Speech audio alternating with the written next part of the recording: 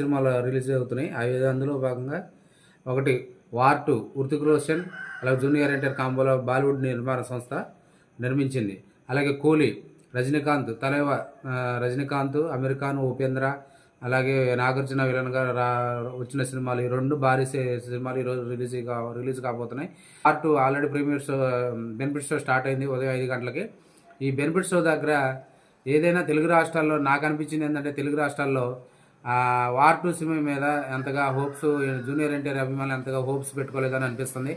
ఎందుకంటే ఎక్కడ చూసినా చాలా నిరాశగా ఉన్నారు. మరి వాతావరణ ప్రాబ్లం వల్ల దేనివల్ల కానీ మళ్ళీ లేదంటే డైరెక్ట్ ఎన్టీఆర్ సినిమా కాదని నిరుత్సాహంతో ఉన్నారనిపిస్తుంది. ఎన్టీఆర్ అభిమానులు చాలా మరి జూనియర్ ఎన్టీఆర్ వచ్చేసి కాలర్ ఎగేసుకుంటారు, 2 కాలర్లు ఎగరేసుకుంటారు. అలాంటి సినిమా నేను తీశాను అని జూనియర్ ఎన్టీఆర్ చెప్తున్నారు. మరి అభిమానులు మాత్రం చాలా థియేటర్ల దగ్గర కోలాహలం ఏం కనపడట్లేదు.